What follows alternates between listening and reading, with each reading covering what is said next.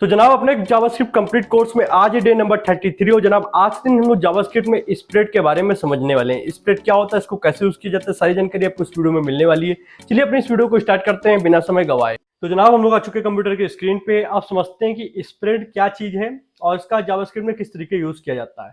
तो मैंने यहाँ पे एक लाइन लिख रखी है, expand and iterable into multiple values. ठीक है, अब अगर हम लोग को ये पता चल जाए कि आइटरेबल क्या होता है तो बाकी जो चीजें लिखी वो तुमको समझ में आ रही है। एक्सपैंड का मतलब क्या होता है, फैला देना, या स्प्रेड का भी मतलब ये होता है किसी चीज को टुकड़ों टुकड़ों में फैला देना।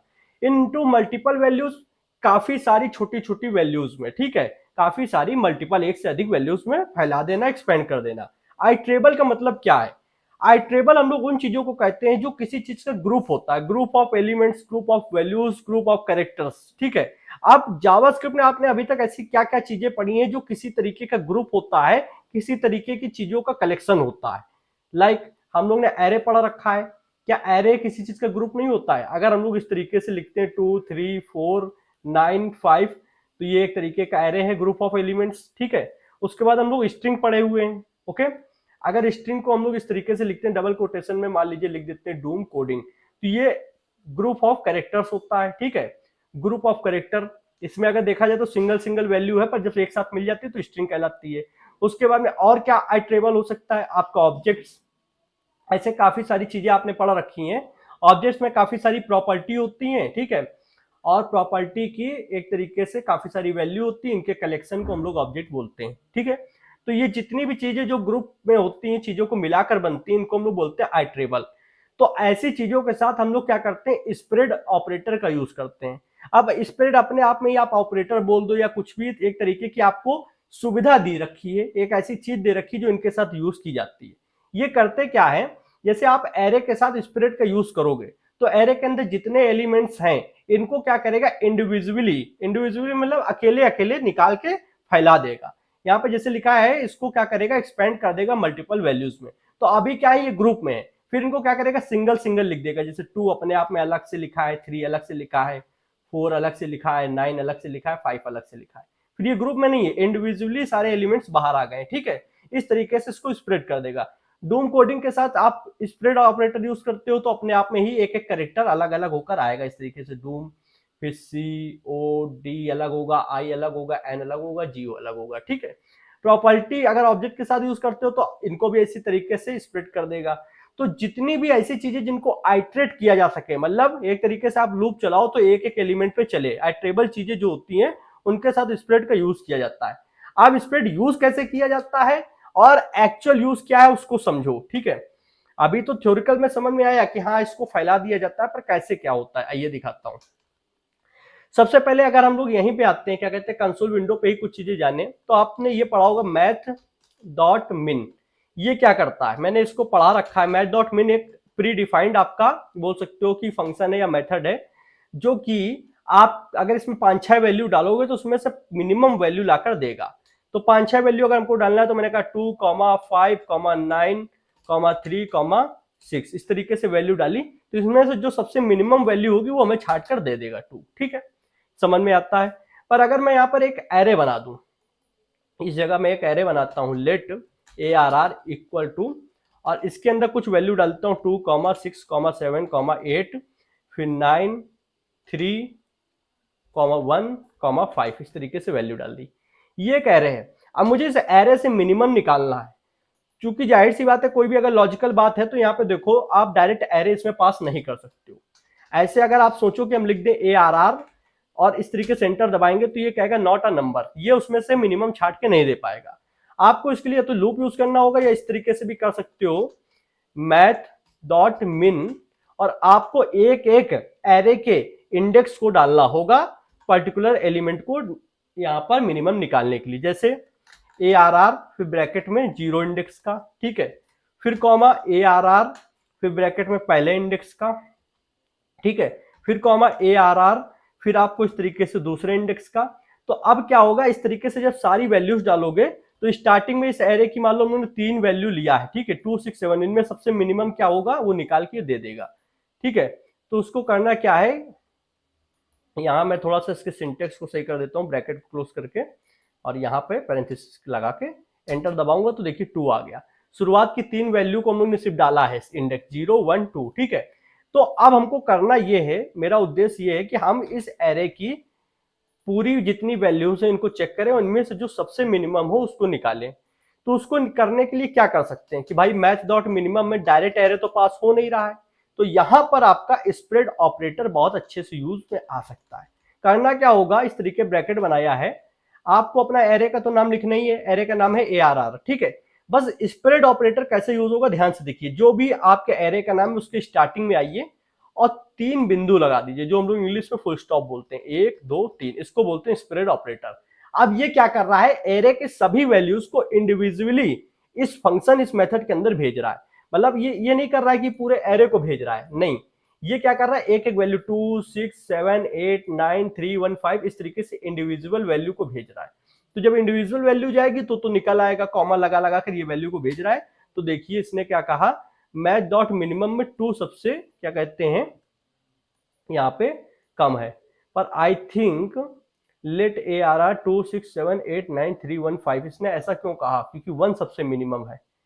मेरे हिसाब से इसने 1 सबसे मिनिमम है। मैं इसको पेज को रिफ्रेश करता हूं जिससे इसको किसी तरीके का धोखा ना हो, मैथ डॉट मिनिमम, और अब मैं यहाँ पे स्प्रेड ऑपरेटर यूज करता हूँ ARR और इस तरीके करके इसको भेजता हूँ, 1 आ गया, ठीक है। इसने स्टार्टिंग में 2 क्यों बताया होगा, 2 इसलिए बताया होगा क्योंकि हम लोगों ने यहाँ पर रिफ्रेश नहीं किया था पेज को, और स्टार्टिंग में इतनी वैल्यू के लिए हम लोगों ने एक बार चेक किया था, इसी वजह से कंफ्यूज होगा। तो कभी कभी ऐसा अगर कोई चीज होती है तो आप रिफ्रेश कर लें, ठीक है। तो अब यहाँ पर पता ये चला कि एरे अगर डायरेक्ट हम लोग डाल रहे हैं तो मिनिमम नहीं निकाल पा रहा है वो, क्योंकि एरे के इंडेक्स वाइज वो पता करेगा। तो हम लोग क्या करेंगे, एरे के आगे 3 डॉट लगा देंगे जिसको स्प्रेड बोलते हैं। तो ये क्या करेगा, इस एरे की इंडिविजुअल वैल्यू कॉमा लगा लगा कर भेज देगा, जिससे हमें मिनिमम मिल जाएगा। बहुत अच्छी बात है। अगर हम लोग इसी चीज को कंसोल डॉट लॉग के साथ करें, यहां पर आते हैं और हम लोग यूज करते हैं console dot log, console dot log. अब इसमें अगर आप एरे का नाम लिखते हो सिर्फ, तब देखो क्या होता है, पूरा एरे आ जाता है यहाँ पर, ये लीजिए, ठीक है। ये क्या है, एरे, इसके आगे ये लिखा हुआ है कि इसमें टोटल कितनी वैल्यूज है, 8, ठीक है। लेंथ इसने लिख दी। पर अगर इसके आगे आप स्प्रेड ऑपरेटर इस तरीके लगा देते हो, 3 डॉट लगा दोगे तो स्प्रेड ऑपरेटर लग गया। अब क्या है, देखिए इंडिविजुअल वैल्यू आई है, 2 अलग है, 6 अलग है, 7 8 9 3 1 5 अलग है। कहीं भी आपको ये नहीं दिख रहा होगा कि ये एरे में आया है, जबकि एरे में आता तो वो अलग चीज होती, वो बॉक्स में आता, लेंथ भी लिख के आती, इंडेक्स भी लिख के आता, पर ये इंडिविजुअल वैल्यू आई है, ठीक है।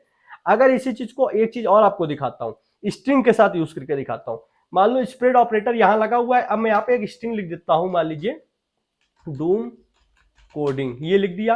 अब देखो स्ट्रिंग भी तो अपने आप में कलेक्शन होती है, आइटरेट होती हैं, तो इनमें भी क्या होगा, एक एक कैरेक्टर अलग अलग होकर आ जाएगा। इस तरीके से ये काम करता है स्प्रेड ऑपरेटर, ओके। अब यहाँ पे एक चीज और मैं आपको दिखाता हूं, जैसे आप मान लो एक एरे ऊपर बना चुके हो इस एरे को, और इस एरे को आप किसी दूसरे एरे में कॉपी करना चाहते हो, तो आप कहोगे भैया बहुत सरल है, इस तरीके से न्यू एरे नाम से आपने एक वेरिएबल बनाया, ठीक है। इसको क्या करोगे, इसमें वैल्यू अपनी ये वाली पास कर दोगे ARR की, ठीक है। तो ये इसकी सारी जितनी चीज है उसके अंदर आ जाएगी। वैसे तो रेफरेंस वाला मैंने चैप्टर पढ़ाया था, उसमें आई थिंक आपको पता होगा कि ये चीजें इसके अंदर नहीं आ रही हैं, इनका एड्रेस जो है वो इसके अंदर आ रहा है, ठीक है, जिसके थ्रू ये इस तक पहुंच पा रहा है, ओके। अब इस चीज का प्रूफ भी अभी आपको देखने को मिलेगा कि हम लोग क्या करते हैं, न्यू एरे को कॉल करते हैं, कॉल किया, एक सेकेंड, न्यू एरे, ओके। तो इसने क्या किया, सारे वेरिएबल्स यहाँ पे जितने एलिमेंट्स हैं वो लाके दे दिए, वेरिएबल्स नहीं जितने एलिमेंट्स थे। अब मैं क्या करता हूँ, न्यू एरे के अंदर आपको एक बार पहले पुराना एरे का भी दिखा देता हूँ। तो देखिए पुराने एरे में भी वही वैल्यू है और न्यू एरे में भी वही वैल्यू, ठीक है। अब मैं न्यू एरे के अंदर कुछ वैल्यू अपनी तरफ से और पास करना चाहता हूँ। मान लो मैंने लिखा न्यू ARR, आपको मैंने एक चीज पढ़ाई थी, डॉट पुश मेथड। पुश क्या करता है, किसी भी एरे के अंदर न्यू वैल्यू डालने का काम करता है। मान लो मैंने कहा 2 मैं लास्ट में डालना चाहता हूँ, डाल दिया। अब मैंने डाला किसके अंदर है, मैंने न्यू एरे के अंदर डाला है, तो ये न्यू एरे के अंदर चला जाना चाहिए। तो मैं यहाँ पर न्यू एरे को कॉल करता हूँ, तो ये न्यू एरे के अंदर एक और देखो एलिमेंट आ गया 2। पहले क्या था, पहले सिर्फ आपका यहाँ पे 5 तक था, अब एक और एलिमेंट आ गया 2, ठीक है। बट अगर हम लोग यहाँ पर ARR को देखते हैं तो ARR के अंदर भी 2 आ गया, जो कि ओल्ड एरे था। भाई न्यू वाले के अंदर तो हम लोगों ने डाला है, समझ में आता है इसके अंदर एक और वैल्यू डाली थी, पर पुराने वाले के अंदर कैसे आ रहा है, पुराने वाले के अंदर इसलिए आ रहा है कि अगर आप एक में कुछ भी वैल्यू भेजते हो, चेंजमेंट करते हो, तो ये दोनों एक दूसरे का एड्रेस से कनेक्ट है, तो इसमें भी वो चीज होएगी। अब इस चीज से बचने के लिए हम लोग क्या कर सकते हैं, यहां पर हम लोग स्प्लिट का यूज कर सकते हैं। अगर आपको कॉपी ही ये वैल्यू करनी है तो आप इनको इंडिविजुअली कॉपी करा सकते हो। कैसे? आपको यहाँ पे एरे बनाना है, ठीक है, स्प्लिट ऑपरेटर लगाना है, उसके बाद ARR जो कि आपके एरे का नाम है वो डाल देना है, ठीक है। अब क्या करेंगे, न्यू एरे को हम लोग कॉल करते हैं। न्यू एरे को कॉल करने पे क्या होगा, ये देखिए आया, और एरे पे भी यही वैल्यू है, ठीक है। अब मैं अगर न्यू एरे के अंदर कोई भी चीज पुश करूंगा तो क्या होगा, ध्यान से देखिए, डॉट पुश, PUSH पुश, मैंने इसके अंदर 1 डाल दिया लास्ट में। अब ये सिर्फ न्यू एरे के अंदर ही गया है, मैं आपको दिखा सकता हूं इस चीज के लिए। यहाँ पे ये सिर्फ न्यू एरे के अंदर ही गया है, आई थिंक। ये देखिए न्यू एरे के अंदर है, पर ओल्ड एरे जैसे हम लोग कॉल करेंगे तो ओल्ड एरे के अंदर 5 तक ही वैल्यू है। जो एक्स्ट्रा ये 1 वैल्यू है ये सिर्फ न्यू एरे के अंदर गई है। तो जब हमको ये चाहिए कि अगर हम लोग न्यू एरे के अंदर कुछ भी चेंजमेंट करते हैं, वैल्यू पास करते हैं और पर इसके अंदर ना जाए, तो हम लोग इस तरीके से यूज कर सकते हैं। ओके, अब इसी में अगर और चीज हम लोग थोड़ा ध्यान से देखें तो क्या क्या किया जा सकता है उसको भी समझ सकते हैं। करना क्या होगा कि हम लोग इसके स्ट्रिंग वाला मैटर अगर देखें, इस तरीके से इसको हम लोग क्लियर करते हैं और लेट कैरेक्टर नाम का एक वेरिएबल बनाया। वेरिएबल क्या, इसको एरे ही समझो, एरे बनाया, और इस एरे के अंदर हम लोगों ने स्प्लिट ऑपरेटर लगाया और यहां पर डबल कोटेशन में एक स्ट्रिंग डाल दी, शुभम, ठीक है। अब शुभम डालने के बाद में इसको मैं कॉल करूंगा तो इसके अंदर देखना इंडिविजुअल कैरेक्टर स्टोर हो चुके होंगे। खैर ये देखिए इंडिविजुअल, पहले एक आपने मतलब डाला स्ट्रिंग था, इसने किया क्या, स्ट्रिंग को एज अ इंडिविजुअल कैरेक्टर इसके पास भेजा। चूंकि आपने एरे के अंदर डाल रखा है तो एरे के अंदर जब आप भेज रहे हो तो ये एरे बन चुका है, ठीक है। तो स्ट्रिंग से एरे में कन्वर्जन हो गया, इस तरीके से आप बोल सकते हो। ओके, एक चीज और इसमें समझ लो, जैसे मैं यहाँ पर एक एरे बनाता हूं, ऑड एरे। ऑड मतलब समझते हो, ऑड इवन वाला, ठीक है, वो वाला एरे। मान लो इसमें वैल्यू हो गई 1, फिर हो गया 3, फिर 5, 7, ठीक है, इतना लेके चलते हैं। और एक बनाते हैं लेट इवन नाम से, ठीक है, उसमें मान लो 2, 4, 6, 8, ठीक है, ये डाल दिया। अब यहाँ पे ध्यान से देखिए, अगर आप एक न्यू एरे बनाते हो, लेट मान लो हम लोग न्यू नाम से बना लिए इसको, और इसके अंदर मैंने सबसे पहले स्प्लिट ऑपरेटर लगा के ऑड डाला, फिर कॉमा लगाया, ठीक है, और फिर मैंने कहा यहाँ पे न्यू, सॉरी न्यू नहीं इवन, ठीक है, इवन, और इवन के पहले भी क्या लगेगा, स्प्लिट ऑपरेटर लगेगा, ठीक है, इस तरीके। तो अब अगर हम लोग देखें तो इसको थोड़ा सा मैं इस तरीके कर लेता हूं, यहां लगा देता हूं सेमीकोलन, और यहाँ पे न्यू का जैसे ये न्यू कीवर्ड होता है तो मैं न्यू 1 कर देता हूँ, ठीक है। इस तरीके से आप कर सकते हो, क्योंकि न्यू 1 अपने आप में ही एक कीवर्ड है। कीवर्ड की वजह से कभी कभी जब जैसे आपने यहाँ पे मान लीजिए इस तरीके लिखा और यहाँ पर एरर शो होने लगते, देखिए ये सब चीजें यहाँ पे रेड लाइन बन के आ रही है, यहाँ पर इस तरीके से, तो आपको अंदाजा लग जाता है कि एरर आ रहा है। तो आपको अंदाज लगाना है कि जब हमारा सिंटेक्स सही है तो ये जाहिर सी बात है ये कीवर्ड है, इस वजह से ऐसा हो रहा है। तो मैंने न्यू 1 कर दिया। अब देखो मैं यहाँ पे न्यू 1 को कॉल कर देता हूँ, तो देखिए पहले 1, 3, 5, 7 कौन सा आया, ये एरे ऑड वाला, फिर उसके बाद आया इवन वाला। तो इस तरीके से ऑर्डर वाइज, पहले आपने ऑड लिखा तो ऑड आ रहा है, फिर आपने इवन लिखा तो इवन आ रहा है। आप चाहे तो ये भी कर सकते हैं, इसको कॉमा करके यहाँ से उठाएं और यहाँ पे इवन वाला पहले कर दें और ऑड वाला बाद में कर दें, तब भी आपका ये देखिए ऑर्डर वाइज होगा। अब क्या होगा, अगर हम लोग न्यू 1 को कॉल करते हैं तो इवन पहले आएगा और ऑड वाला बाद में आएगा। ठीक, यहाँ तक सभी को क्लियर है। अब हम लोग ने देखो एरे को तो समझ लिया कि एरे के साथ स्प्लिट कैसे यूज हो रहा है और स्ट्रिंग के साथ कैसे यूज हो रहा है। बच्चा ऑब्जेक्ट, तो इसको भी समझ लेते हैं। आइए इसको हटाते हैं, एक ऑब्जेक्ट बनाते हैं, कांस्टेंट ऑब्जेक्ट बनाते हैं स्टूडेंट नाम से। इसमें हम लोग क्या करते हैं, लेके चलते हैं, 2 प्रॉपर्टी केवल डाल लेते हैं। एक नाम डाल लेते हैं नेम, नेम में मान लो मैंने डाल दिया राहुल, ठीक है। राहुल के बाद कॉमा लगाओ। दूसरी प्रॉपर्टी में मान लो हमने कहा सब्जेक्ट, सब्जेक्ट में हम लोग क्या करेंगे, हम मैथ्स दे देते हैं, ठीक है, MATHS मैथ्स। ओके, तो ये 2 हमने प्रॉपर्टी डाली और इसको कॉल करके दिखा देता हूं कि ये एक ऑब्जेक्ट बन चुका है स्टूडेंट नाम से, ये देखिए। ठीक है, अब मैंने एक नीचे ऑब्जेक्ट बनाया, ध्यान देना मेरी बात को। मान लो मैंने एक ऑब्जेक्ट बनाया यहाँ पे क्लास नाम से। ठीक है, क्लास कौन सा, वही टीचर स्टूडेंट वाली क्लास नाम से, नॉर्मल। ठीक है, अब इसके अंदर मैं ये वाले ऑब्जेक्ट को कॉपी करना चाहता हूँ, इसकी जो प्रॉपर्टीज हैं इसके अंदर डालना चाहता हूँ। तो एक तो वो तरीका था जो मैंने ऑब्जेक्ट में बताया था, पर हम लोग यहाँ पे स्प्रेड के थ्रू डालना सीखेंगे। तो हम लोग को बहुत सिंपल तरीका करना है।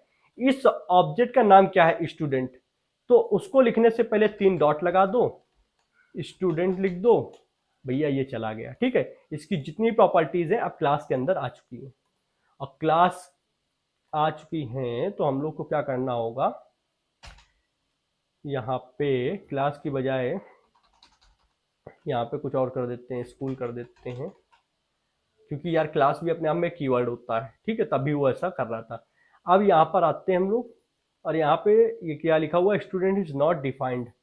स्पेलिंग हम लोग चेक कर लेते हैं। देखो स्टूडेंट लिखा हुआ है। इस तरीके से अगर कभी भी सिंटैक्स में अगर कोई प्रॉब्लम आ रही है, आपका ये क्लियर होना चाहिए कि मैं कोड सही लिख रहा हूँ, तो आपको स्पेलिंग में ध्यान दे लेना है, क्योंकि स्पीड में टाइपिंग में सबसे होती है सब मिस्टेक। जब आप भी प्रो लेवल पे चले जाएंगे तो आपसे सिंटैक्स में मिस्टेक नहीं होगी, लॉजिक में भी बहुत कम चांस होंगे, क्योंकि आपकी आदत पड़ चुकी होगी।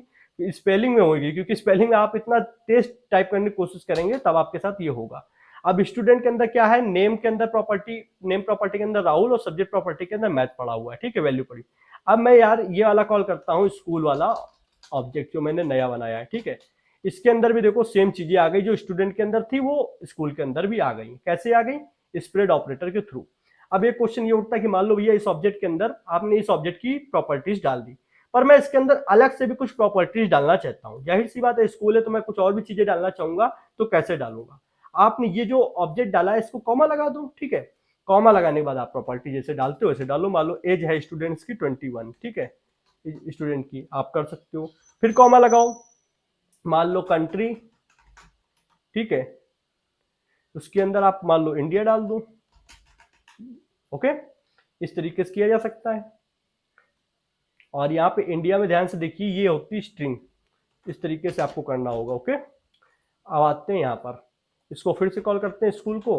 तो इसके अंदर जो ओल्ड वैल्यूज थी, प्रॉपर्टीज थी, वो तो आ ही रही है, पर न्यू आपने जो डाली है वो भी आ जाएंगी। इस तरीके से आपका काम हो जाएगा।